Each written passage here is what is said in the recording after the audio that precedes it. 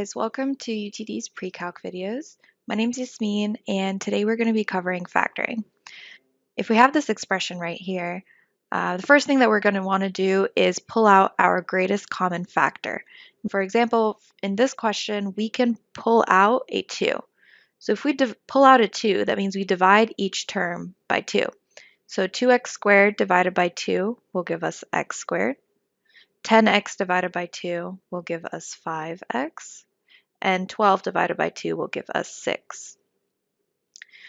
Our next step when we factor is to find two numbers that multiply together to give us this last term here, our positive 6, and two numbers, the same two numbers, that'll add together to give us this number right here, a positive 5. So for 6, the only numbers that multiply to give you 6 are 2 and 3, or 1 and 6. 2 and 3, if you add these together, you get 5. And 1 and 6, if you add these together, you get 7. So we're going to go ahead with 2 and 3 because they multiply together to give us 6, and they add together to give us 5. The way we're going to write this now is we're going to keep our first term and our last term the same. What we're doing is we are breaking up this middle term right here into 2 and into 3. So we're going to write this as 2x plus 3x. 2x and 3x will give us 5x. All we're doing is breaking it up so that we can factor now. So our next step is to treat this as one term and this as a separate term. Is there anything in common that we can pull out from just these first two numbers over here? And is there anything in common that we can pull out from these last two numbers over here? In the first one, we can pull out an x, and what we're going to do is the same thing, divide each term by x. So we'll get x for the first one and 2 for the second one. In this one right here, we're going to pull out a 3 because a 3 is present here and a 3 is also present in this 6.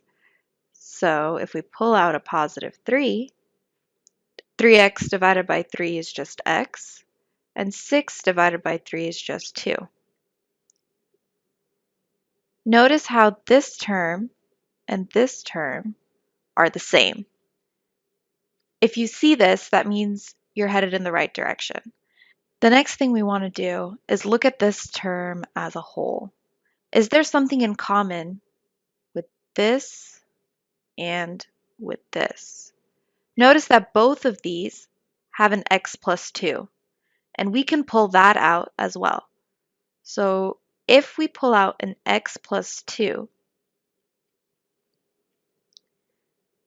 what we're left with on the first one is x times x plus 2 divided by x plus 2. You're left with x. And then 3 times x plus 2 divided by x plus 2, you're left with a 3. So our fully factored expression can be written as 2 times x plus 2 times x plus 3. For this question, we're going to be factoring 2x squared plus 3x plus 1. Notice that this example does not have a greatest common factor that we can pull out, meaning we'll have a coefficient in front of the x squared. Most of our steps will be the same. The only difference is when we're finding two numbers to multiply together, instead of finding two numbers to multiply to give us 1, we're going to multiply the coefficient with our c term, and that's what we're going to use for two numbers that multiply together. So we're going to find two numbers that multiply to give us 2, which is 2 times 1, and two numbers that add together to give us 3. The only numbers that multiply to give us 2 are 1 and 2, And luckily for us, they also add together to give us 3. So our factors are going to be 1 and 2. We can now split this up and write this as 2x squared plus 1x plus 2x plus 1. And same as before, we're going to pull out something in common between the first two terms and pull out something in common between the next two terms. For the first two terms, the only thing that we can pull out is an x, so we'll be left with 2x plus 1. For the next two terms, the only thing, well, we can't really, they don't have anything in common, there's nothing to pull out, so we're just going to pull out a 1. Remember to keep this sign the same. So if we pull out a 1 from these, the expression doesn't change. We're just left with 2x plus 1. Once again, we have the same term in the parentheses. If you get different numbers in your parentheses, that means you are doing something wrong. So if we were to factor this further, if we can pull out the 2x plus 1 from both sides, all we're left with on our left term is an x. All we're left on our right term is a 1 plus 1. Our fully factored expression is 2x plus 1 times x plus 1.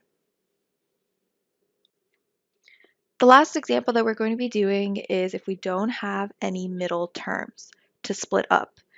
If you see this and you notice that the first term is a perfect square and the second term is a perfect square, meaning you can take the square root of it and get whole numbers, then we can apply a formula called the difference of squares formula. And that is when you have an a term squared separated by a negative sign and a b term squared. This would be our a term.